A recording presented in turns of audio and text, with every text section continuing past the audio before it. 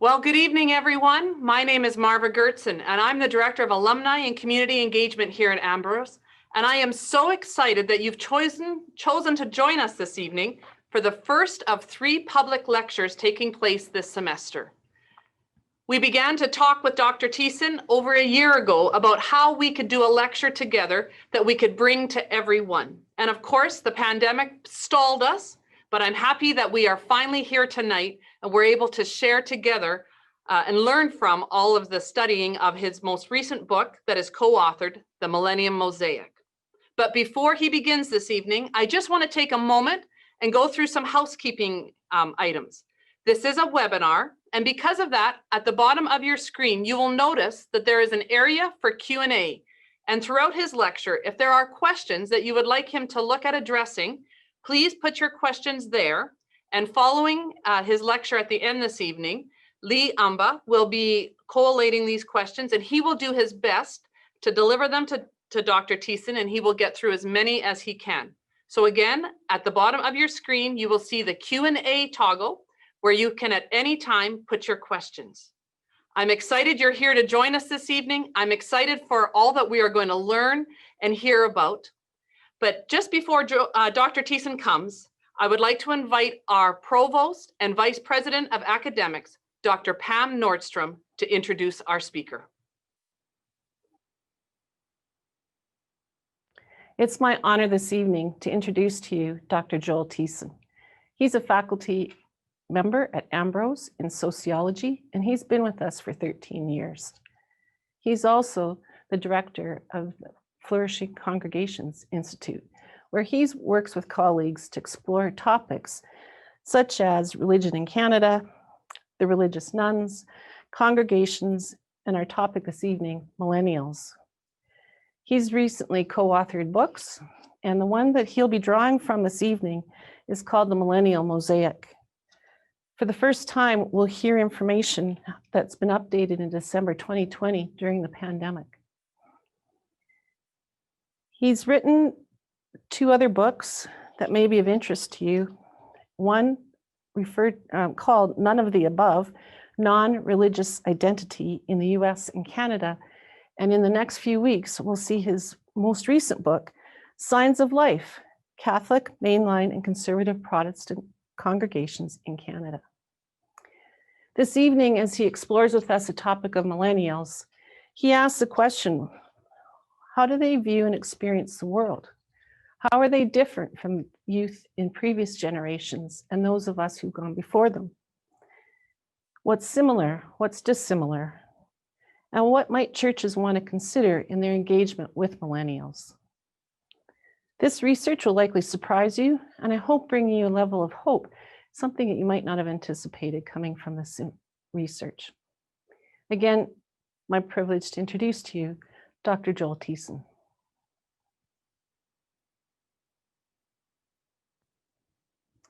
Well, good evening, everyone. Thanks so much for joining, and a special thanks to all my colleagues here at Ambrose who have helped to make this event possible this evening. Tonight, I want to share some research on millennials in Canada, drawing our recent co-authored book, looking at this topic, as well as some more updated data in December 2020, looking at COVID and the pandemic and the impact that that has on millennials in Canada. I'll share some screens and slides throughout the evening here so you can follow along with some of the data and such that you will see before you.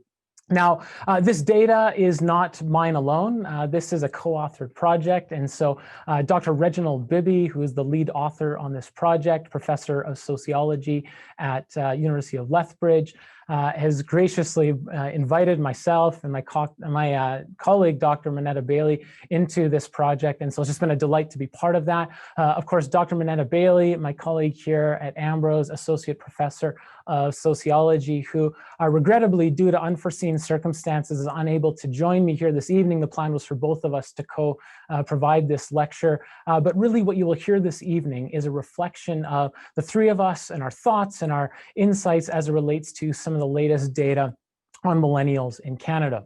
Now, our book draws upon data that goes back to 1984 and tracks us all the way up to 2015 and 2016 on some latest data on nationally represented survey from about 3,000 Canadians, including over 600 millennials. And so we'll share some of the research findings from those surveys. We'll also draw upon some of the data that has just emerged in December 2020. Dr. Reginald Bibby, along with research firm Maru Blue, gathered some of this data with a nationally representative sample of about 1,500 Canadians, including 425 millennials. And so that data will anchor this presentation. If you're interested in gathering more of the 2020 data on millennials and Canadians overall and a variety of things that intersect with COVID, would encourage you to check out Dr. Bibby's website at www.reginaldbibby.com, and there you'll see some of the more recent data and findings, some of which that I will present this evening as well. So, every project like this has to begin with clear terms and definitions. And the number one question I'm asked, and we're asked as a research team, is what do you actually mean by millennials? Do I count or not? You know, I was born in 1981. Am I a millennial, or do I have to be born in 1984? And one of the things that we discovered in our research, and really is clear in any kind of sociological study on generational cohorts, is that these cutoff points are fairly arbitrary.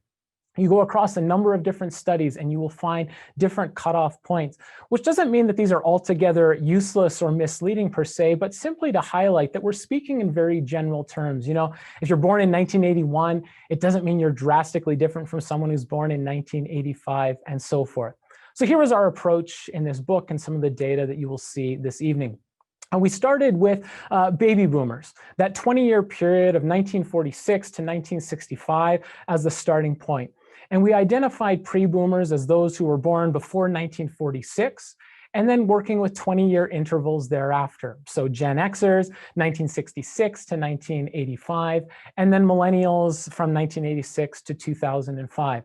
Again, this is a fairly arbitrary term. You will see all kinds of books and terms and definitions and so forth that have come out in the last number of years talking about Gen Y or Gen Z, and you'll see a whole book on a group that's born within a 5 to 10 year period, for example. Simply want to put out a caution as we look at these things.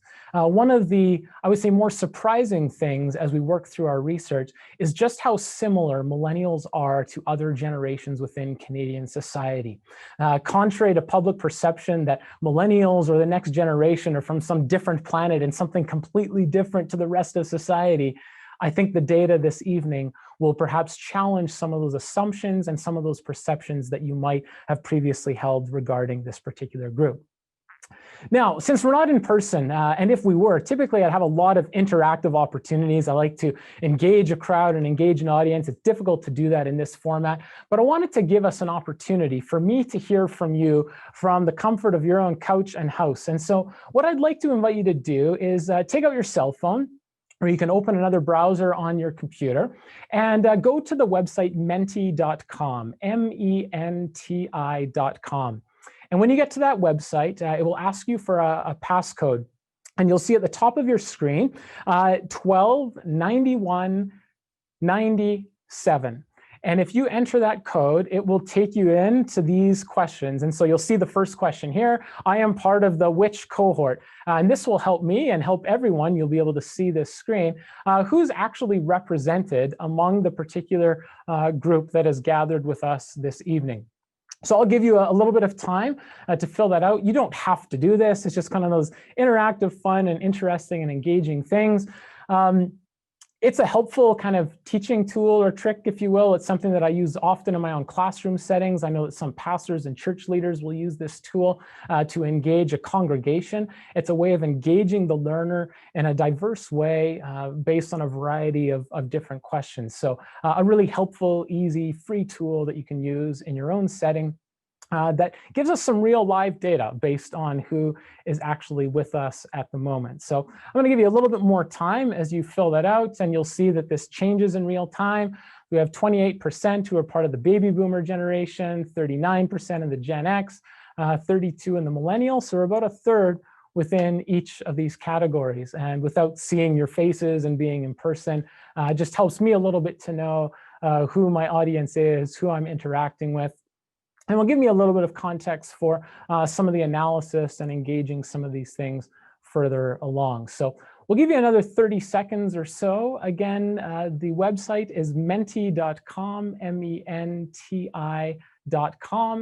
You type in that code that you see at the top of your screen, 129197, and then you'll have access to this first question. Again, you see the numbers changing a little bit, skewed a little bit towards baby boomer and Gen X, slightly smaller on the millennial. That gives us a good picture and read of everyone who is gathered with us today. So 10 seconds left, and then I'm going to move us through. We have 3 different questions that I'm going to guide us through, and we'll be interested to see your thoughts and feedback on the next couple of questions. There we go. We have a pre-boomer who has joined here. Yes, we've got to make sure we give good space and time for everyone to have an opportunity to fill this out. All right, so we're going to move to a second question, and you will be able to move to this question now. So question number 2. When I think of millennials, I tend to have very negative perceptions or very positive perceptions. You'll have a 10-point scale. So if you answer 1, it means you have very, very negative perceptions of millennials. If you enter 10 on there, you're indicating that you have very positive perceptions of millennials. So I'd like to invite you to answer that question. If you push the forward arrow, I believe, on your own computer, you should access the next screen and give you an opportunity to answer this question. And what we'll see as you answer this question is a collation of everyone's responses together on the same slide, and you'll see kind of an average scale that emerges there. So we'll give you a minute to move on to the next slide. I don't know if we have a tech glitch or not in accessing on their end. Maybe we'll try, yeah, we'll see if that works there. Apologies for that's not working on your end. Maybe we'll just try press an escape, and then we'll go back into that and see if that reboots it one more time for everyone. All right, we'll see on a little retrial here. So there's your code 129197, and we'll see if that works. And if not, we will just carry on, which is fine. What I want you to think about as we move along then are the kinds of perceptions that you have when it comes to millennials. What are the common descriptors that you hear within society overall when it comes to our descriptions of millennials? And I'm going to take us back to our main slide deck here and guide us through some ideas that, you know, when we talk about millennials, when we think about millennials in public discourse, we find that there's a range of perceptions. Some are incredibly negative. You know, I heard, I was posting something on Twitter yesterday, and one of the first responses or assumptions there was, well, they must be lazy, or they must be entitled, or those kinds of ideas, when in fact, and this may not actually be true when you think about some of the data that I'm going to present today. And it's important to start with perceptions because our perceptions shape our behaviors. They shape some of our realities around us. And so what I want to do this evening is share some of the empirical data that might actually counter or impact or change some of the perceptions that you may have about and toward millennials. And so toward that end, I want to provide a few overarching comments about some of the things that we noted within our book. You know, we looked at a number of different topics within this study. We looked at millennial values and concerns, to sexuality, to family, to religion, to the future and what they hope for. And we don't have time to go through all of these, but a few high-level things that stood out within our research about millennials. The first thing that I would say pertains to pluralism, individualism, and choice as distinguishing features of millennials within a Canadian context. Features that are amplified and magnified in large part due to technology, advances in the internet and social media and so forth. So pluralism. Pluralism of worldviews, of experiences, things related to gender, to sexuality, race and ethnicity, religion, politics, and so forth. One of the things that came across loud and clear in our research was that millennials are very comfortable with a very plural and diverse social environment that they find themselves in. And an openness towards an inclusivity towards those of diverse perspectives and experiences. The second thing that stood out pertains to individualism. This idea that millennials don't want others to tell them how to think or behave. I want to discover this for myself. I don't want some kind of external authority to tell me what I ought to think and how I ought to behave. And then third, choice. This idea that I can be anyone or anything that I desire to be. And so we think of social shifts and changes towards gender, sexuality. When you think about family, like, do I want to get married or not? Do I want to have kids or not? What kind of career might I pursue? What religion do I want to be a part of? There is this cacophony of choices that are present and available for millennials like no generation before. And this is very much part of the world that they are raised within and confronting these choices. This is different than previous generations who basically had kind of a social script. You know, you go to high school, you go to post-secondary education, you get a job, you get married, you have children, you buy a house. That social script was very much laid out. And one of the things that we see within the data is that that social script is no longer as clearly laid out. There are many choices, many options that young people and millennials can approach within their social environments. And this leads to the second key point, that our attitudes, behaviors, and experiences are very much informed and shaped by the social environment that we are in. That is our family, our friends, our coworkers, our churches, our neighborhoods, the media and social media that we're surrounded with, the political atmosphere, that all of those social settings go a long way to actually shape our attitudes and behaviors and experiences within the world. So for example, I referenced before this common perception that millennials are lazy and entitled. And sociologically, we would begin by asking the question that if this were true, and we'd certainly have our doubts about how true those statements are as we look at our research, but if for a moment we assume those are true, we would ask, why is it that millennials might be lazy or entitled? Where is it that they have learned these particular traits or attributes? And so we might begin to ask and say, well, who is it that has provided participation badges? Who is it that has provided cell phones or iPads at a very young age and provided an environment for young people to engage with technology at a young age, and particularly with few, if any, boundaries within those settings? I'm not here to blame parents or teachers or other social environments directly per se, but simply to highlight that young people, as with every generation, is very much a product of the social environment that we find ourselves in. And so oftentimes we direct our critique and disdain toward millennials when, to almost no fault of their own in some respects, they are a reflection, a mirror back of the social environment that has been demonstrated toward them. Now, no doubt, there are things that millennials or younger generations of previous generations certainly need to own and be accountable for. But the point still stands that the social environment plays a very critical role. And then third, and as I alluded to earlier, millennials are in many ways more similar than dissimilar to both younger generations of previous cohorts as well as older generations today. Far more similar than they are dissimilar. We certainly talk about some of the dissimilarities within the book. Things in particular that come to mind relate to sexuality, views on gender. These are probably some of the strongest differences that emerge within our research. But on the whole, we find that millennials share many things in common.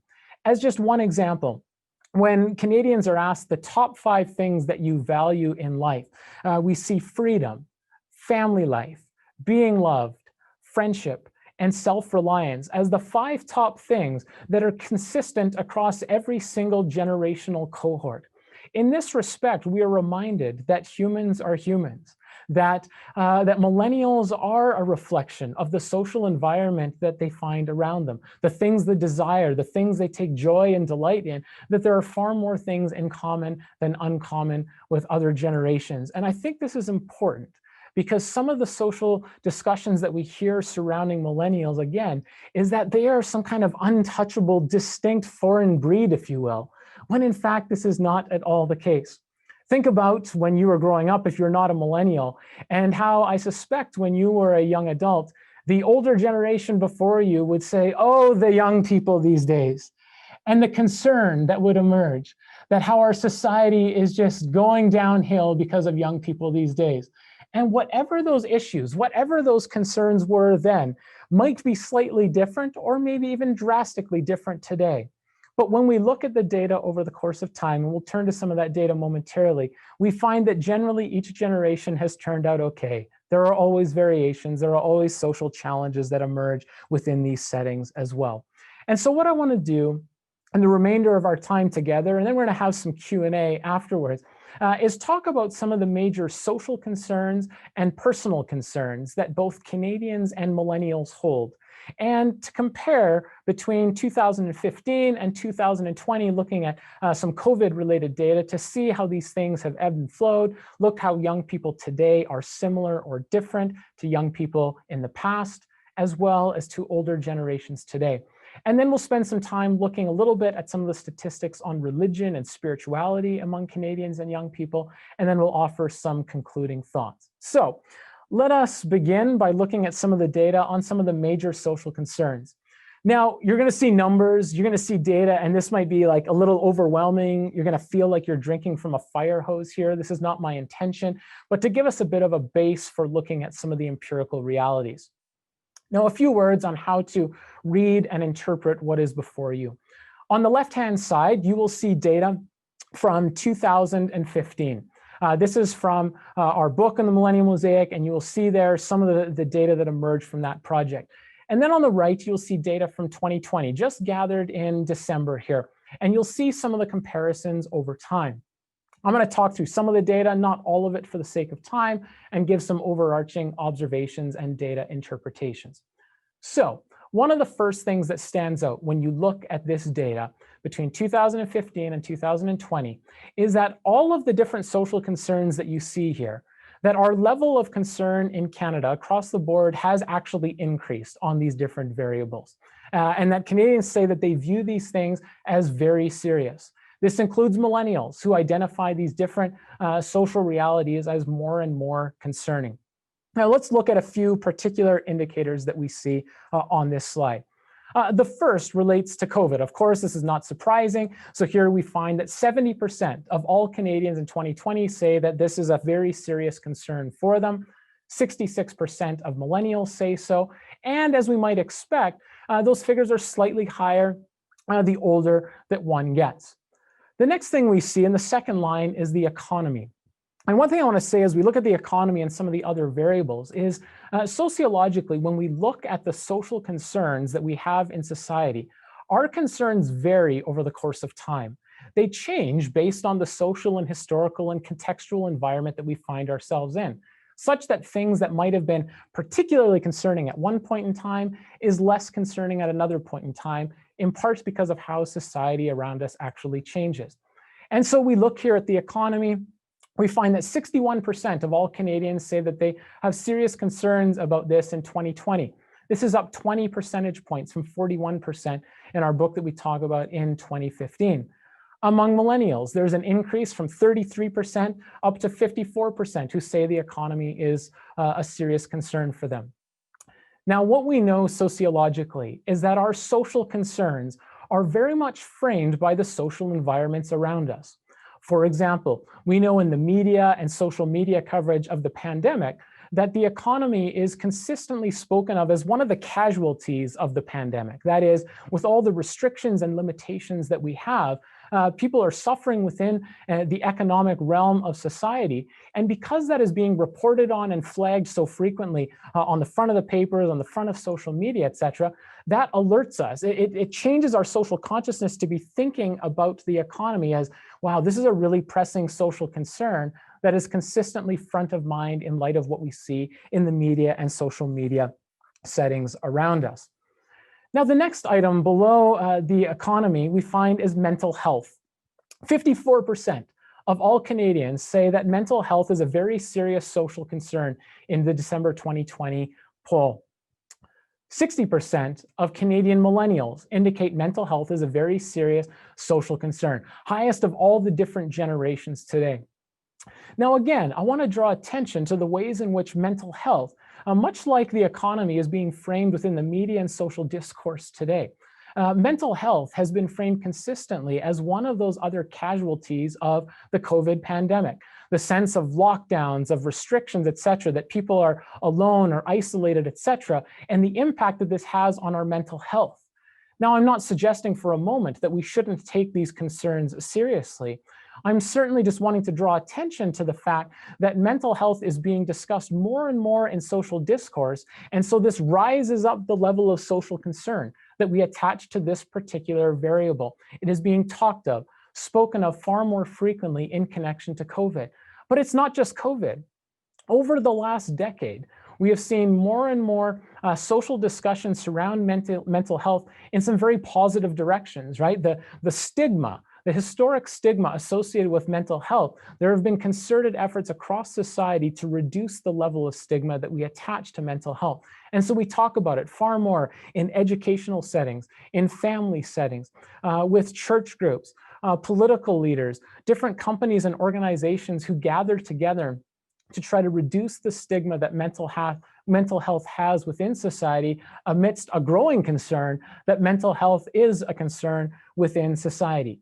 Next week, for example, we'll have the Bell Let's Talk Day event. This is an annual event whereby it's a strategic national initiative to draw our attention to these things. This social environment, these social discussions elevate the type of social concern that we attach to something like mental health. Now, interestingly, some recent research by psychologist Dr. Kelly Schwartz and team at the University of Calgary have been doing research on mental health and well-being among junior high and high school students across Edmonton and Calgary. And in their recent study here during COVID days, with over around 2,500 junior high and high school students, about 1/4 report serious mental health concerns.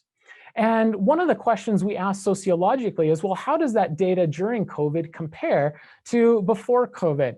And it's a very difficult thing to measure and quantify in terms of mental health. There's many different indicators on how do we get really reliable data, nationally reliable data. There was a recent study that came out of Ontario that said about 22% before COVID expressed high mental health concerns within school populations. And so what's interesting sociologically, kind of a cause for pause, is that on one hand, we have 1/4 of students who are highly concerned about mental health and some of their own experiences and realities, something that we should not quickly dismiss. We should absolutely pay attention to this and train professionals and experts in how we respond to these things. At the same time, it does counter a bit of the public narrative. The public narrative that with COVID, mental health concerns are basically shooting through the roof, that this is a grave concern among Canadians overall and among young people in particular. And what this very early and preliminary data suggests is that yes, mental health concerns exist, but we're not seeing a massive surge of mental health concerns during COVID or due to COVID. Again, one of those empirical points that challenge the public perception that is often spoken of within the media, often spoke of within educational settings, whereby we actually change how we do life within these different settings based on premises that might not actually be guided by the best empirical data that is out there. Now, the final thing I want to say on this chart on major social concerns pertains to racism and Indigenous white relations at the bottom of the screen. You will find that among all Canadians in 2015, in comparison to 2020, that there has been a growing level of concern among all Canadians on these two indicators. Particularly among millennials, when we look at racism, a growth of 25% of millennials in 2015 to 35% of millennials in 2020, who say that racism is a very serious social concern. And yet, interestingly, among millennials, level of concern over Indigenous white relations have actually diminished ever so slightly between 2015 and 2020. When we look at this overall picture of racism, certainly a subject that requires great attention and care within our social discussions today, and the next lecture, as was advertised earlier, will address some of these things, that this level of concern that has grown over this period of time is certainly a reflection of the Black Lives Matter movement. It is a movement that has garnered our collective attention in and through the media, social media, personal discussions with family and friends and educational settings and religious contexts, etc. All of these things remind us once more that our social environment matters. Our social environment, what is talked about, what is elevated in conversation, shapes what we as a society tend to identify as major social concerns. And these change and evolve over time as society changes. After COVID, it's anyone's guess what all of these different variables will look like. What will the pressing social concerns be? What will they look like? How will they evolve? How will we respond? These are pressing questions that social scientists are giving attention to. I now want to turn my attention from major social concerns to looking to major personal concerns. How do individuals actually experience the world? How are they processing the world, both in 2015, which you see on the left-hand side of your screen, as well as in 2020 on the right-hand side of your screen? We asked Canadians a number of questions about those things that concern them a great deal or quite a bit. And here you see the 4 top personal concerns in 2015 that are also reflected in 2020. The future, health, lack of money, and never seem to have enough time. A number of things stand out when we look at this data. First of all, when you compare 2015 to 2020, and you look at the all Canadians, so 55% of Canadians in 2015 said that the future concerns them a great deal or quite a bit. This drops down to 40% among all Canadians in 2020. Among millennials, 71% said in 2015 that the future concerned them a great deal or quite a bit, 51% in 2020. In contrast to what we saw among the major social concerns on the previous slide, all of the personal concerns that we see here, and we'll see in a moment on the next slide, have all diminished. It could be that the social concerns, COVID, the economy, mental health, racism, these kinds of things that we are giving attention to within the public social environment actually intersects with or contributes to the diminishing level of concern that we have on the personal level. This doesn't mean that we're not concerned at the personal level on these different indicators, and we'll talk through some of these ideas. But on the whole, it seems like our personal concerns are fading into the background as the primary social concerns take center stage. So let's look then at some of the very particular things as it relates to the future, health, lack of money, and never seem to have enough time. I want to single out a few things as it relates to millennials. We know that millennials are more concerned about the future, about lack of money, and never seeming to have more time relative to older generations today. And one of the questions we try to answer sociologically is, why is this? Is this related to, the simple stage of life, something you will grow out of? Or is there something more fundamental that has changed across every generation of society that's somehow distinct to young people today? And in some ways, the answer is both. And I want to elucidate some of the explanations for why these things are actually present. So let's begin by looking at the future. Again, 71% of millennials identified in 2015 that the future is concerning to them, down to 51% in 2020. On one hand, we would say, of course, they will be the most concerned about the future because they have the most uncertainty that lay ahead of them in life. Right? What school will I go to? What job will I pursue? Will I actually get a job when I'm done school? Who will I marry? Should I marry? Where will I live? Should I buy? Should I rent? All of these kinds of questions are very much common to this stage of life. In fact, we know when we go back to data in the early 1980s that young people have consistently been concerned about the future. And yet when you track the very same people, those who were young in 1984, for example, and we tracked them through to 2015, we find that as we age, these concerns tend to fade more into the background. Put differently, this is a stage of life kind of effect that we would expect at this point in time. So it is related to some of those natural uncertainties that we confront at this stage of life. And it is most keenly felt, I would suggest, by marginalized groups within society.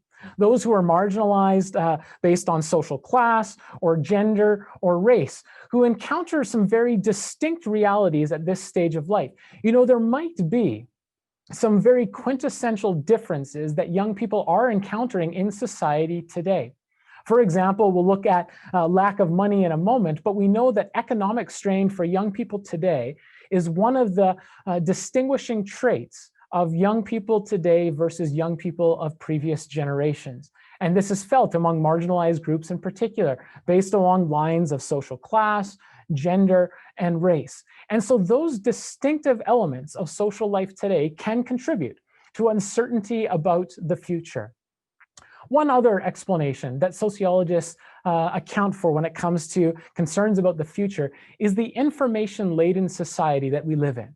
So for example, if I were to pull my cell phone out right now, that really, if I were to just start scrolling through, and I'm looking at all the news, I'm looking at my Twitter feed, all these kinds of things, that when we do these things, we are exposed to all kinds of information out there in and through media and social media.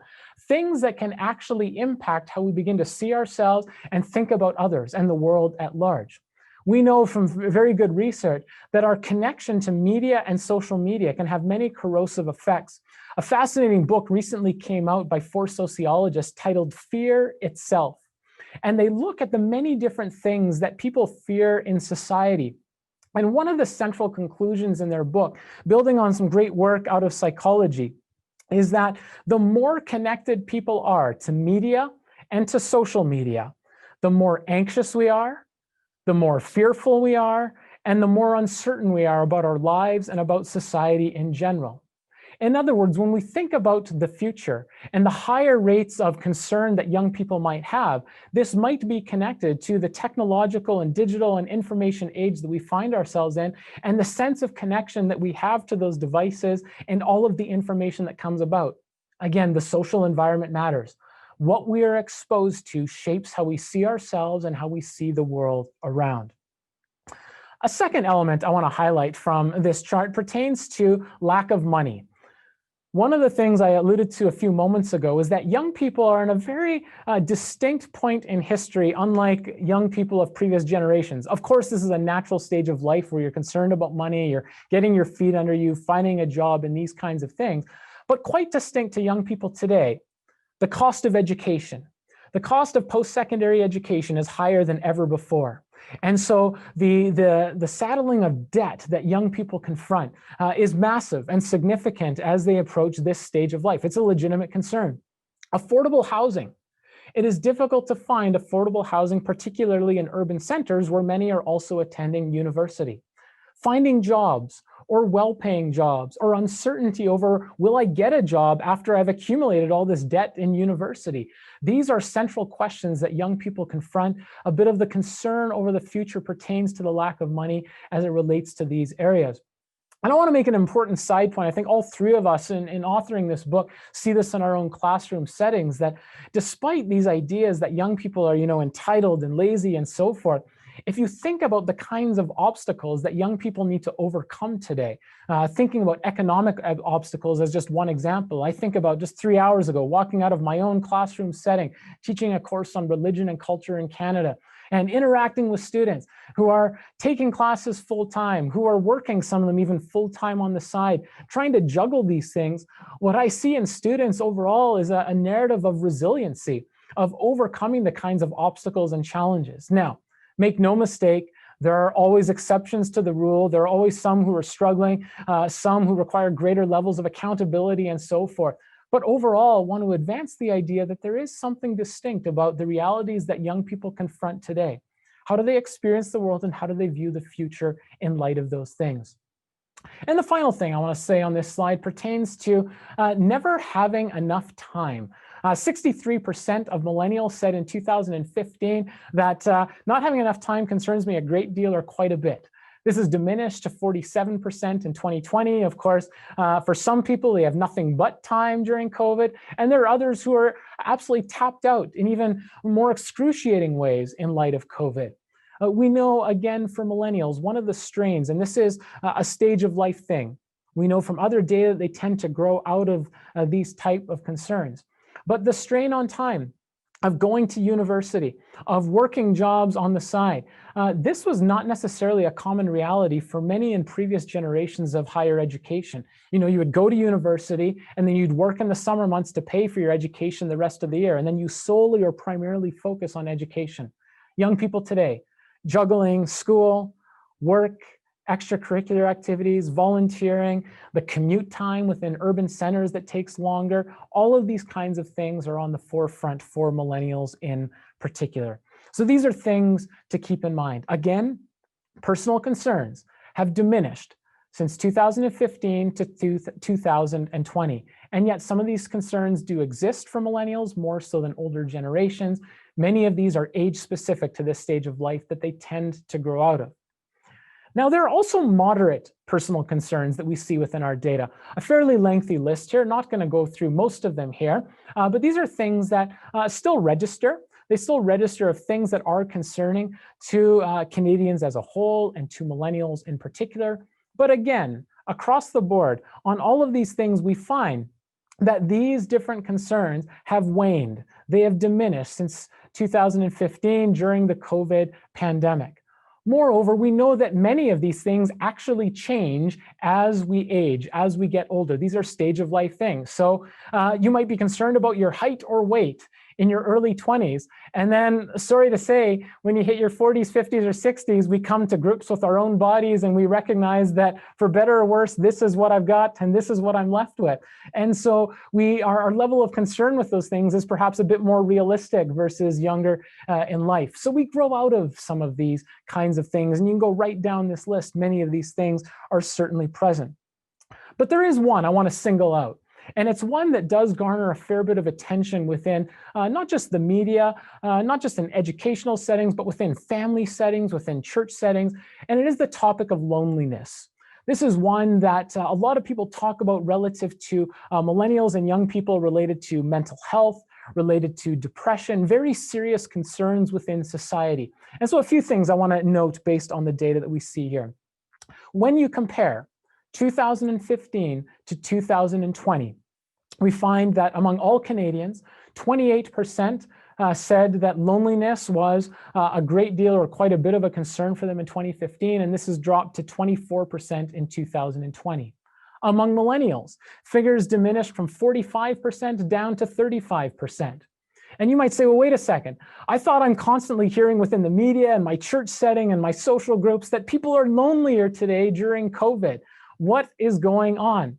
And no doubt, some are excruciatingly lonely, particularly those who might live alone, perhaps those who are older within our society and all the challenges that confront there.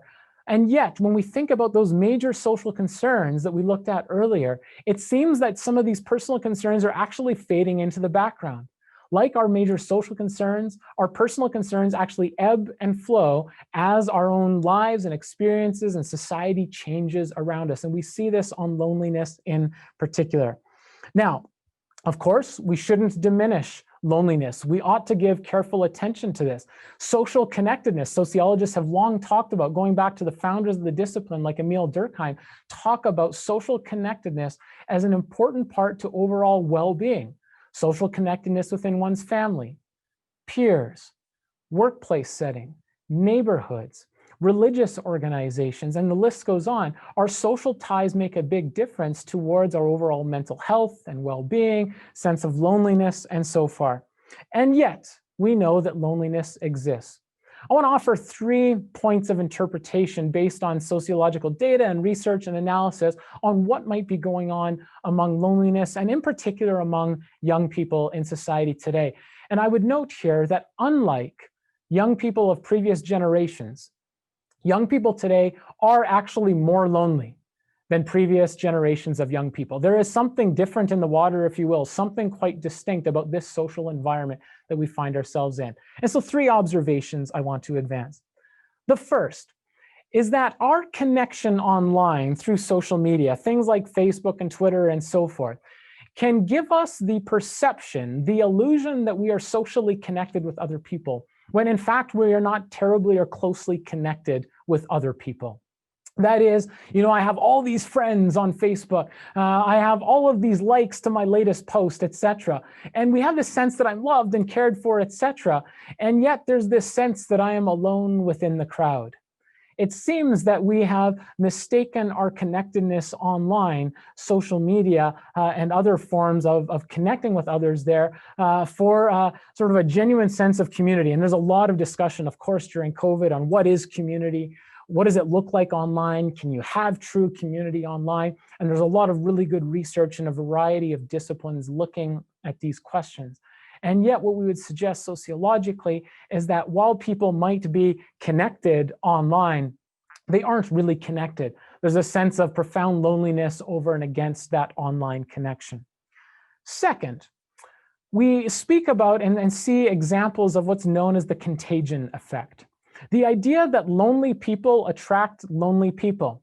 You know, if you post something that basically intimates that I'm lonely and I'm struggling in life right now, etc., sometimes you might have others who might respond echoing those kinds of sentiments that, you know what, I'm lonely too and I'm struggling here too. And it's a sense of providing a camaraderie, but that grows like a snowball. There's a contagion effect where basically you have a bunch of lonely people who gather together with other lonely people and kind of commiserate and or reflect upon their collective loneliness.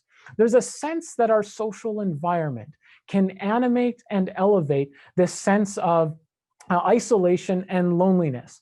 Again, this is not for a second to diminish the very real presence of people who are lonely within society, but it helps us to understand how the social environments we find ourselves in could actually feed into or foster those senses of loneliness. And then third, a connection to our own personal family and friends and social environment around us. You know, our closest family, our friends, our fellow congregants, and so forth. The idea that when we're together, when we are present, we are not actually present with one another. I want you to think about the last time you were sitting at your dinner table, having dinner with your family, and you are just looking down at your phone.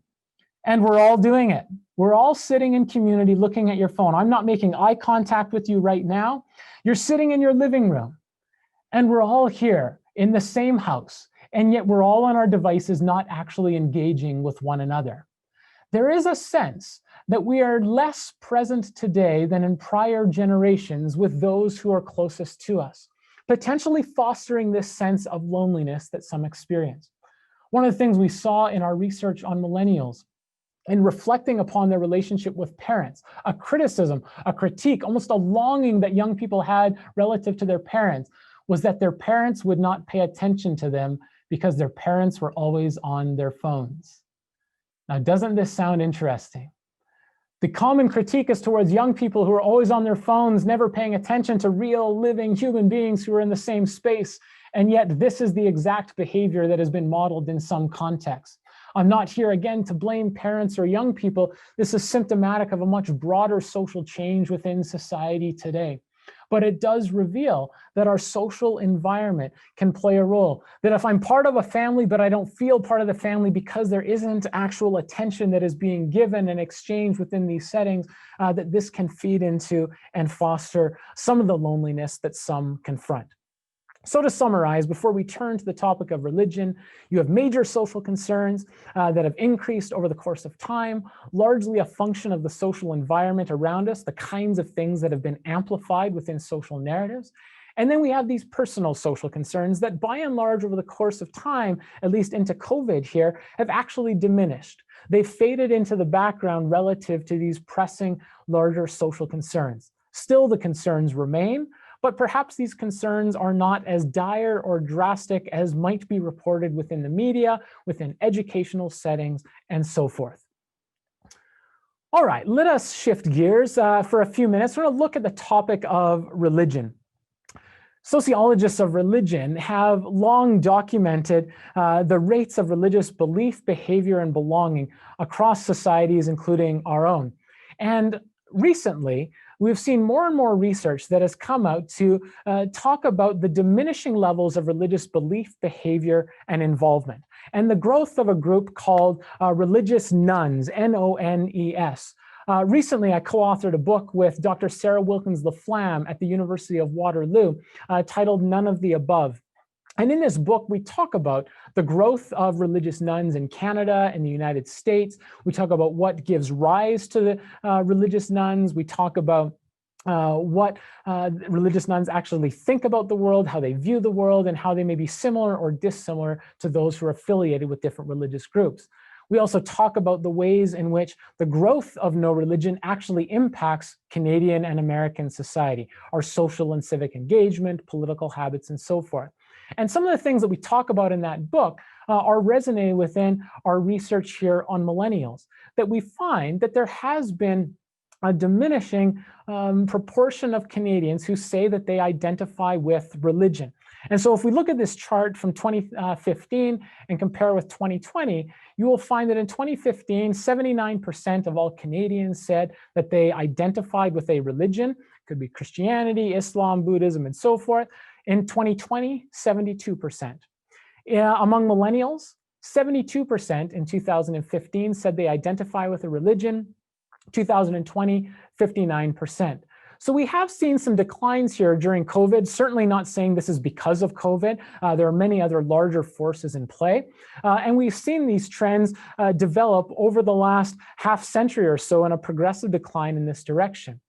And yet at the same time, it's important to remember that among all Canadians in 2020, 7 out of 10 still identify with a religion. 6 out of 10 millennials say that they identify with a religion. And so there's two elements to the story that we see here. On one hand, we are seeing declines. We are seeing fewer people who say that they identify with a religion. This is something worth paying attention to. There are very real and significant social changes at work. And at the same time, the majority of Canadians continue to identify with a religion. The sky is not falling on religion per se. People continue to identify, and this is an important piece to keep in mind. Now, when we move beyond the level of identification, many are interested, okay, well, that's nice. They say they are Christian or Muslim or Buddhist or what have you, but what does that actually mean? What do they actually do with those religious identifications? And so here we show 4 indicators. We have a whole chapter on religion and spirituality in the book, and so you'll see many other things there. But here we see those who do the following things weekly or more, who attend religious services, who say they pray privately, those who say table grace, and those who read scripture. And you'll see variations across different generations. One of the things that perhaps surprised us or caught us off guard a little bit in the data was that millennials are more likely than Gen Xers or boomers to attend religious services in this data, to say table grace, or to read scripture, and that they're on par with Gen Xers when it comes to private prayer, looking at the 2015 data. One of the lead explanations for why we see higher rates in this data among millennials relative to the next 2 generations pertains to immigration. Immigration from the global South and East, which is the center of religion worldwide. It's the center of Christianity, for example, and other world religions. As groups are migrating from that part of the world to Canada, they bring their religion with them. So today, 40% of immigrants to Canada identify with a Christian tradition. Catholic or conservative Protestantism are the 2 main traditions, broadly speaking, who are the main benefactors of immigrants from the global South and East. 40% of immigrants to Canada today identify with religious traditions outside of Christianity. So Muslim, Buddhist, Sikh, Hindu, and so forth. And so this contributes to some of the figures. And then 20% thereabouts who immigrate to Canada say that they have no religion. So immigration is fueling some of these figures. But in particular, one of the things that we know is that those who are born outside of Canada are more religious and more devout than those who are born inside of Canada. And so what we're seeing among millennials is in some ways a residue effect of immigration from the global South and East, of far more proactive members of religious communities within immigrants to Canada. And we're also seeing larger family groups and larger family sizes. That is a higher birth rate among immigrants from the global South and East that's actually driving some of these numbers up. So this helps us to explain some of the variation. Now, what will happen among the 2nd and 3rd generation within these contexts? This is something that sociologists are giving attention to, and so we have to keep the tape rolling moving forward to see what will happen with these numbers as they age over the course of time. The final thing I want to draw our attention to on this slide is a comparison between 2015 and 2020 on these different practices. A slightly different question of the ways in which it was framed in 2020 when it came to these practices asked Canadians whether they participate in things like private prayer, table grace, and so forth very often or sometimes. Now, this is a more generous measurement, if you will. It's not as precise as weekly attendance. So we would expect that if you say you do these things very often or sometimes, that you might find a bit of a bumper effect there.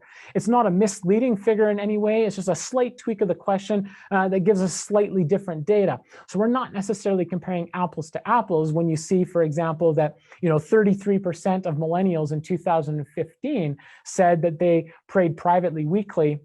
And now you see 40% who say that they do so very often or sometimes. So it's not necessarily that we've seen a spike there, but the underlying point here is that these spiritual practices have persisted during COVID, that people's spiritual beliefs and practices have not just evaporated due to COVID. And this intersects with different perceptions that some have, both within society overall, as well as among scholars of religion.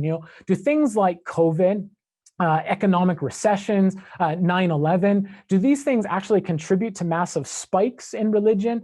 Should we expect a strong diminishing in religious belief and practice and so forth? And the best data available to us as we track historically is that these events tend not to have a massive impact, at least the shorter the events are. So following 9/11, we know that religious service attendance was high for about the first 3 weeks after 9/11, and then it returned to pre-9/11 rates.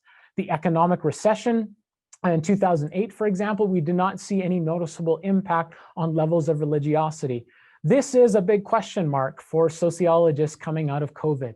What impact will this have moving forward? Will it impact institutional expressions of religiosity? Will it impact private levels of spirituality within one's home? Will these go up? Will these go down? I think the longer that COVID goes on, it certainly raises more questions than answers, particularly on the institutional front. And so we're paying attention to these things when we look at our data on millennials and among all Canadians.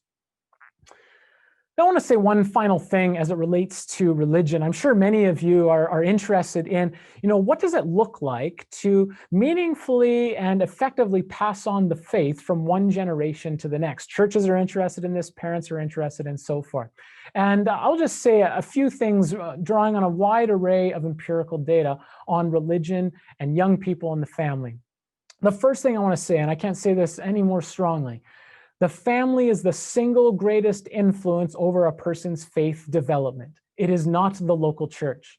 The local church can come alongside what happens within the family setting, but the family, what happens among and between parents and children, what is modeled and socialized, etc., within the home, has the greatest impact on if someone will identify and or participate within a religious group or set of religious practices into their adult years. So I want to make a few kind of subpoints related to this and how this plays itself out. We know that parents who share the same faith tend to have a higher retention rate among their children when they enter their adult years. This is not a guarantee. Just because parents share the same faith does not mean that their children will necessarily embrace that faith in their adult years. But we know if you have a parent of one religion and a parent of a different religion, that the likelihood of passing on faith to one's child is reduced by about 50%. So this is key, parents being on the same page. Parents who model, instruct, and dialogue about their religious beliefs and practices. Parents who actually do the things they're supposedly encouraging their children to do, attending religious services, praying, reading religious texts, and so forth. If parents aren't doing these things, it's far less likely that their children will do so as they enter their teenage and young adult years. Parents who instruct, who actually talk about why we believe the things we do, and who talk about the various practices that we participate in. What is the meaning behind these things? And then dialogue. I noted near the beginning of this diverse and pluralistic context that young people find themselves in, hyper individualistic, hyper volume of choice within society. So a place for dialogue where parents are dialoguing about all of these different choices and options available, that this is an integral piece towards passing on the faith from one generation to the next. Close relationship with parents, absolutely essential. Children and youth who are actively involved in a congregation. If that happens, it doesn't guarantee that they will maintain that involvement into their adult years, but it does strengthen the possibility that they will do so. If children or youth do not attend religious services at that stage of their life, it is relatively rare for them to do so in their adult years. There are always exceptions. Perhaps your own story and experience resonates as the exception. Perhaps you know people in your own setting who do, but on the whole, this is the exception and not the norm. Positive adult influences, children and youth and young adults who have other positive adult influences who are speaking into and shaping their own spiritual formation, both in and out with their congregation, are integral towards helping to pass on the faith well from one generation to the next. And then finally, responsibilities given to young people at church, giving leadership, handing over the keys, if you will, that gives meaningful interaction with what is going on in our own church setting, that our own personal volunteer involvements, the sense of leadership that we have as a child or teenager or a young adult, can go a long way to fostering a sense of ownership over one's own faith and part of their own discipleship, but also speak into their faith entering into their adult years. I want to conclude with two closing words and a couple of slides that will unpack these things to try to tie all these elements together, and then happy to entertain some questions. And the two words are happiness and choice. You know, it's been a tough pandemic. A lot of people, I'm sure, are struggling. We hear this in the media and the news all the time. We hear it in all of our social settings. And we might come to the conclusion that generally people are not happy today. And what we find in our data here in December 2020 is that in comparison to 2015, there is a small decrease in those who say they're very happy, from 22% down to 16%. Fairly stable percentages of those who say they are pretty happy. And then a small increase, a 7 percentage point increase from 2015 to 2020 in those who say they are not too happy. There's different ways you can interpret data, of course. I think one thing to stand out here on the whole is that Canadians are generally happy. This is not generally a society that is not terribly happy. Of course, this is not the ideal world that any of us want to live in, but overall, Canadians seem to be doing okay and resilient within that. Of course, another important dynamic to pay attention to is the 19% who say they are not too happy. We can't diminish this. That's about 1 in 5 Canadians. This is a very real presence within Canadian society. But might I suggest that it's different than the pervasive sort of gloom and doom narrative that we consistently see within the media, social media, and our everyday social interactions. On the whole, the storyline that Canadians are doing okay and are generally happy. Now, if you parse the data a little bit further and you look to different generations, we find that when we compare millennials relative to other generations, we find that millennials in 2015, 83% said that they were very happy or pretty happy. In 2020, 81%. These numbers are very, very close. Millennials generally continue to be quite happy and resilient in and through the pandemic. Where do we find the biggest shift? Well, it's among the pre-boomers. This is not surprising for all kinds of obvious reasons in terms of where COVID is most keenly felt in very tangible ways. And so we don't want to skirt over these different generational variations, but simply put, for millennials and for Canadians overall, they seem to be doing okay and generally happy on the whole, with that underlying narrative that yes, there are concerns as well. And choice. I noted earlier that millennials and young people have so many choices before them, many different choices to make about education and career and marriage and family life and religion and so forth. There's an interesting social psychology experiment done with jams and asked 2 groups of people to test these different jam flavors and then indicate which jam they liked the most. In group 1, they had 3 kinds of jam and they tried those different flavors. Group 2, they had 12 flavors. Tested them all and then said, okay, here's my favorite. What they found in that study was that in the group that only had 3 options, they were far more confident in their decision, far less likely to regret the decision they made versus those in the group that had 12 different flavors to choose from. And if we think about this experiment relative to the choices that young people confront, one of the things we see in our data, and I would say I see this consistently in my interaction with students in the classroom, is that the more choices you have, as much as we hold that up as a prized cultural value within society, that actually this is a terrifying thing for young people. Have I made the right choice? What is the right choice? How do I make the right choice? And I think here we have the greatest opportunity available to all of us and older generations. What does it mean to provide mentors and adult influencers and intergenerational communities, to provide a social environment to help millennials learn how to make good choices? What does it mean to make a good choice? Rather than just saying, here's the platter of choices, now go and make a choice. How do we help people to choose well amidst all of those choices? I think there's an opportunity here to come alongside millennials as part of their own formation, as a type of prevention of and a response to the kinds of personal and social concerns that we've seen about today. There's many other things, no doubt, that we look at in our research, but I think that these kinds of mentorships, intergenerational communities, adult influencers can go a long way. I want to leave you with this image. This is an image of a sculpture titled The Monolith. This is found in Vigeland Park in Oslo, Norway. I was there a number of years ago, and this image has always stuck with me. It's an image of the multiple generations in society that come together. On the bottom of this image, you find the oldest generations within society, and at the top of this image, you find the youngest generations within society. And there are two ways of interpreting this image. One interpretation is that young people, millennials, if you will, are on top of society, have basically discarded and disputed the relevant role and place of older generations in society. So you've heard the phrase, okay, boomer. This idea that young people kind of dismissively look to old people of, you're not really needed any longer for what we need to do to get on with society. The second interpretation is that you have your oldest generations at the bottom who are actually upholding all of society. That society and young people in particular would fall apart if you didn't have the older generations to provide a strong and stable infrastructure by which all of society is embedded and built around. And I think this latter interpretation is a helpful call to us to think about different generations coming together in meaningful and proactive and beneficial ways that values the full age spectrum, but does things in such a way that actually finds a place for different generational groups rather than placing one above the other, but actually brings all of these together. So a lot of data.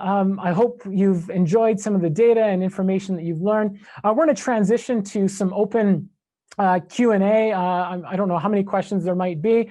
So the way this is going to work is it's going to feel like a voice from heaven is probably coming down in the room where I am. And so I'll hear some questions. I'll try to be as brief as possible as I can in answering those so that we can work through as many questions as possible over the next 20 minutes or so. So we'll hand it now over to the first set of questions. Hey, Joel, thanks so much. We have a number of questions here that came in, so I'm going to try and work my way through them. I might merge a couple of them that are similar. Okay. So the first one, going back to the COVID stats, is the individual asks, my question around the COVID stats, what I have seen here is that the younger generation is more concerned and the older pre-boomers are the ones who we see not wearing masks and are given to conspiracy theories as it concerns COVID and politics down south. Have you seen this trend in the data as well? Yeah, great question. We don't actually have data here that specifically deals with that. I would say, and in this book that I referenced earlier, the book Fear itself, we'll actually find that those who adopt conspiracy theorists, those who generally live with a sense of disregard for these kinds of social norms and narratives, etc., that you do find those spread across different age groups. There's strong links to gender, religion, social class, generally tend to be less educated, and so forth. And so these other variables are important to keep in mind as people advance those particular narratives. And again, I would say these are reinforced in our social environments. And so those who don't wear masks, for example, and I'm not offering sort of as a sociologist how you should interpret whether you should or shouldn't, or how these things work out in different settings. But we know that there are some subcultures, religious groups as well, local congregations who say, listen, we think this is a conspiracy. We don't think this is something that we need to follow. We're going to continue to disregard the general laws of the land that have come into effect right now, and that those things can actually amplify a sense of growing momentum. At kind of the most extreme extent, what we saw in Capitol in the United States a couple of weeks ago, that these things begin to blossom over the course of time. You will find people across different age groups who will push back on all of these narratives. Should I wear masks? Is this actually a conspiracy? Should we give all our control to the government and this invasiveness, etc.? Highly politicized. And I would say, again, the central thesis in this book, Fear Itself, is that the more people are connected to media, and in particular partisan media, and the more that people are connected to social media, constantly scrolling through and falling through those stories, that this actually amplifies the level of fear that people have within society. So I think I will end on my response on that, and we'll move to the next question. So the next one is, what research would you recommend reading regarding online community? Oh, that's a great question. I don't know if I have any specific recommendations there. I mean, I think a lot of people are starting to think about it, and perhaps I'll defer to my colleagues, and whoever raised the question, you can write me a personal note, and happy to maybe do a bit more digging around on that. I think this is a common question. What does online community actually look like? I don't think there's any denying that online community does not replace face-to-face community. I think we know historically, there's research going back a century that says that any kind of technologically mediated forms of communication work best when they augment face-to-face communication. So when the telephone first came out, those phone calls were most effective when we also saw people, and then this complemented that. If the telephone was the only form of communication versus actually seeing, say, a family member or loved one, it was not as effective. And I think, as we're all finding right now, whether it's Zoom or FaceTime, different ways of engaging with our own family member, it's not necessarily the same. Maybe the last thing I would say here is that, technology is not inherently bad. Technology, there are many beneficial things. It's also not a neutral thing. Right, we as humans decide how we use technology for different purposes. And so there are many both pros and cons associated with technology. And today I've highlighted some of the limitations as it comes with some of these prevailing concerns that some might have regarding millennials. But we know that this is something that can actually shift and change over the course of time as we come into greater understanding of media and social media around us. So sorry, I'm not giving a more descriptive response to that question. If you send me a note, we can dig around for some more specific resources there as well. Great, thanks. Next one, in Canada's multicultural mosaic, we can't paint the millennial cohort with a broad brush based on a 20-year horizon. So have you taken the data and kind of sliced and diced it by demographic, ethnicity, language, culture, kind of geographic locales where they come from, social status, religious affinity? Yeah, excellent question. The short answer is yes. And for the sake of time tonight, and you can only cover so much as giving kind of a broad overview, but in all of the chapters in this book, we provide variations based on all those different demographics that you noted. And it is a helpful reminder. I think one of the common things we do in society when we describe different groups, whether it's a group based on age like millennials, or we look at different religious groups, and we tend to talk about other groups as a homogeneous group. All millennials are like fill in the blank, or all members of this religious group fill in the blank in sort of this characteristic. In fact, actually, I'm going to bring a slide for us all to see here. Some of the data that you were engaging earlier on online of your perceptions of young people and millennial. And so we see some of this data that comes forward. Here you see some of these perceptions that you've provided. Some of these ideas that, millennials are generally entitled, they're selfish, they're lazy, they're tech savvy, etc. The reality is, as hopefully the data has borne out today, is that not, first of all, some of these are not actually accurate based on the empirical data. And second, that there's a lot of variation among millennials. Are there some millennials who live entitled lives? Absolutely. I can take you into my classroom and I could introduce you to some. Are there many millennials who are not entitled, who are not lazy, who are extremely hardworking? Absolutely. I'd love to introduce you to most of my class who fit within that demographic. Are all millennials tech savvy? No, they're not. We've seen this even as we've transitioned to online education, realizing that actually we need to bring young people along in some of the different technological mediums that we draw upon here. So it's a helpful reminder that there is heterogeneity, there is variation, there is difference within these different social groups along the lines of demographics, race, gender, social class, religion, sexual orientation, and so forth, that this is not one homogeneous group per se. Great. Next one is, you mentioned individualism is a common theme in millennialism. Does this relate to the growing phenomena of relativism among young people? Yeah, I would say these two are related to one another.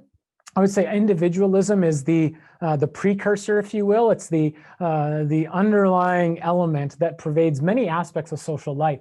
And again, I don't want to blame millennials for this. They've inherited, I would say, a couple centuries worth of historical developments that have contributed to the specific time that we find ourselves in today.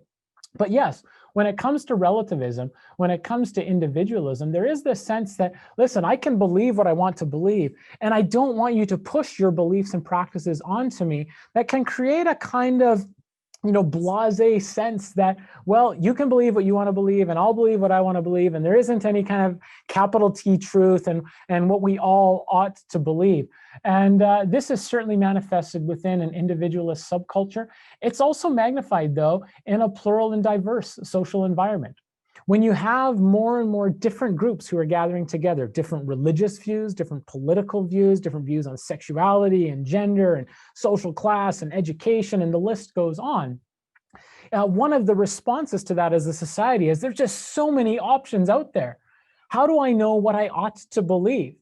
And so relativism becomes not inevitably, but becomes one of the available options, if you will, of how we interpret and how we respond to the many options around us. And individualism makes it easier for us to adopt a relativistic approach. If we aren't in an individualist narrative, if there's a stronger sense of communal ties and deferring to the community, then we actually defer to a larger set of organizing principles that bind us together. And it's far more difficult to embrace a relativistic narrative within that context. So absolutely, these two variables are connected together. Great. There's been a few questions that have come in around evangelism and millennials. So I'll read this one, and kind of with that general idea that has been kind of through a few different questions. What would you predict that due to the nature of COVID and religious gatherings being limited, will this still have a negative impact on kids adopting faith? And if so, how would you encourage church leaders to proceed in encouraging families to make faith priority at home? Yeah, great question. This very much intersects with my work at the Flourishing Congregations Institute. And there's 4 of us connected here at Ambrose and at University of Saskatchewan working on topics like these. And I would say that, COVID is not the end all and be all. That churches who are flourishing before COVID, not overall, not everyone, but generally are going to continue to flourish during COVID.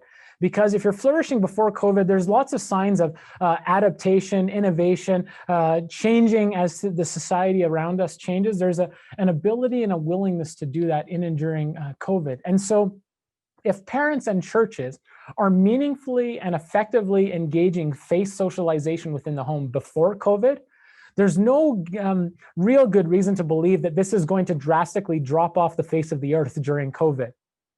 The centerpiece of faith transmission is the home. And so if parents are not doing these things within the home, if parents are not encouraging these things, it's actually not as much connected to what churches are or not doing per se. Now, this said, churches can and should come alongside parents during this period of time. And so I think churches that will thrive the best and parents who will thrive the best in passing on the faith during this period of time are those where churches are providing some tangible, meaningful resources to parents throughout the week that will help them as they are socializing their children within the home. When they think about their weekly gatherings, as awkward as it is online in the many different forms that churches are gathering across the country, to provide space for how our children and teens and young adults meaningfully part of and participating in the weekly liturgy and gathering. how do we create more participatory forms of worship and of communal coming together? And so I think, for example, just one small example in my own community of faith, we will have children, teens, young adults who will read scripture, record a scripture reading that will be part of the community message that we see every week, as just a small but significant way of trying to tie this particular demographic as we bring different generations together.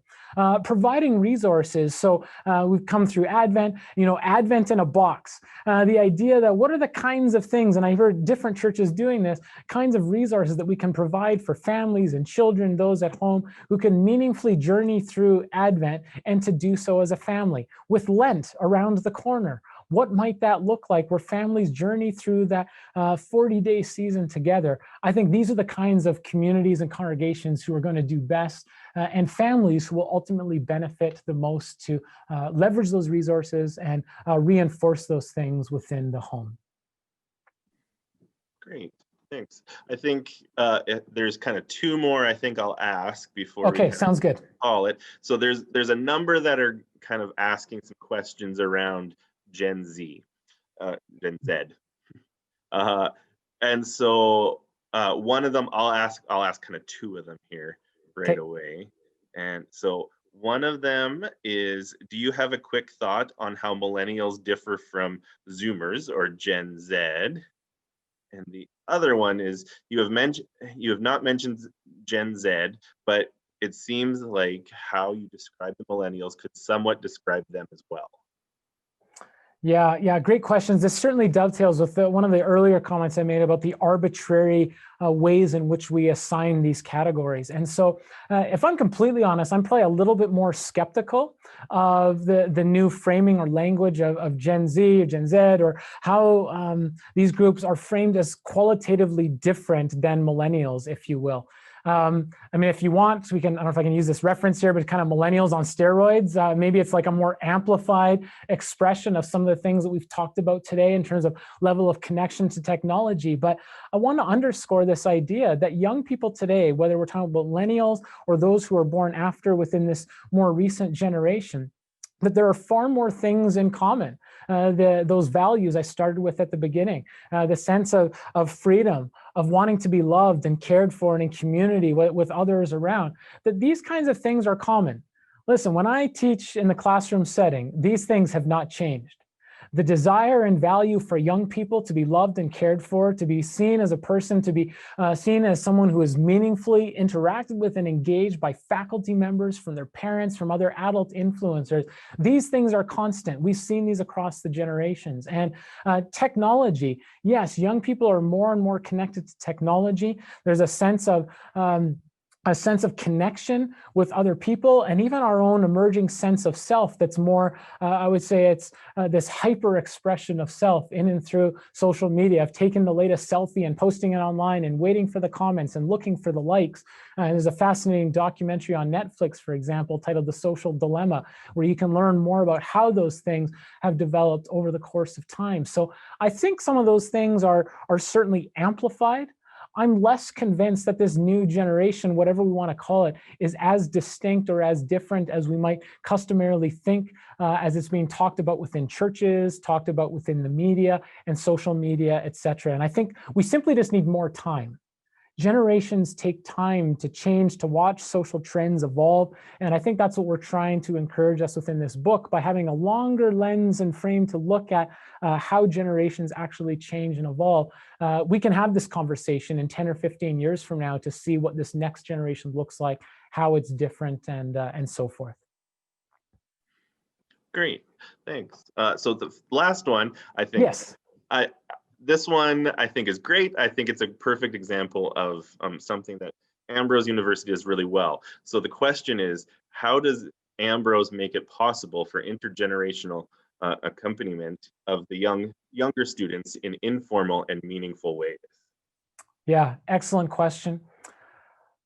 The core of what I love most about my work at Ambrose is when I'm hanging out in classes like I was doing today with young people, where we're talking about religion and culture in Canada, or sociology of families this morning, talking about the decline of the extended family, over the course of time, and where our conceptions of the nuclear family, of the way in which we build society overall, actually has many concerning effects for society, because we've become less intergenerational as we become more mobile, we've moved away from extended family, etc. And to have a conversation with students, to think carefully, empirically, systematically of what does it mean in your life and my life, and the social intergenerational ties that we have. Now we're not just talking about empirical data. Now we're looking at what difference does it make in your life, the life that you're trying to live into, the life that you're trying to create for yourself moving forward, and that we actually are contributing to in day-to-day experiences right now. Or to talk with students as we look at congregations, to look at the value of intergenerational ministry, of those who are preparing for ministry, to say, listen, there might be benefits to age-specific ministries within congregations, and no doubt there are. But there are also drawbacks when we don't bring different generations together, I would say theologically, sociologically, culturally, psychologically. And so these are the kinds of things that we talk about in the classroom that really animate me as a professor, to engage students in these ways that is not just head knowledge, not just heart knowledge, but really it's experiential for all of us, and that we are collectively as a learning community trying to unpack these things and learn them in some very significant and I would say transformational ways. So these are some of the things that we're trying to do at Ambrose. So thank you for that question. For many other questions over the course of this evening, been just a real delight for me to engage you and some of these topics. So I will conclude there. Joel, thank you so much for being with us this evening. Thank you for kicking off our 3 public lectures that are going to be taking place this semester. And if you are wanting more information about either books that Joel has authored, or more information about even perhaps having him come and speak, you can go to his website, www.joelthiessen.ca. So thank you so much, Joel. Excellent. Thanks, Mara. I also just want to let everybody be aware that over the next day or two, you will be receiving an email from us. And in that email will be a copy of tonight's lecture. We're quite excited, actually. We are actually going to be able to share it with you and have it posted publicly if you want to re-watch it, or perhaps share it with a colleague. Dr. Thiessen has made that available to us, and we're very excited about that. So be watching for that. And in that email, there will also be a very quick 5-question survey. And everybody who fills out the survey will be entered in to win a prize, because everybody likes a prize, at least I do. And tonight's prize is going to be a book that is coming out very soon here, Joel's next book, and it is entitled Signs of Life, Catholic, Mainline, and Conservative Protestant Congregations in Canada. And this has also been co-authored with Bill McAlpine, Keith Walker, Arch Wong, and of course, Joel Thiessen. So be sure to fill out the survey so that you too can win one of his books. As we've already mentioned, this is the first of 3 public lectures that is going to be brought to you by the Alumni Office. And I'm excited to let you know that on Thursday, February 25th, 2 more of our fine alumni, Dr. Colin Toffemeyer and Dr. John Coots, will be presenting that evening on the topic of, is the Bible racist? They will be discussing how modern problems of race arose and how the Bible has been implicated in it, and how it also has fueled both anti-racism and the contemporary reimagination of human relations. I know that that too will be a thought-provoking evening. And if you are not receiving our emails or found out about tonight via social media and would like to join us, go to our website, ambrose.edu/alumni. And you can sign up to attend any of the public lectures that'll be taking place this semester, as they were open to everybody. Again, thanks so much for joining us on this first lecture series. We so appreciate your partnership with us. And as always, stay safe, stay physically distant, and socially connected. Good night.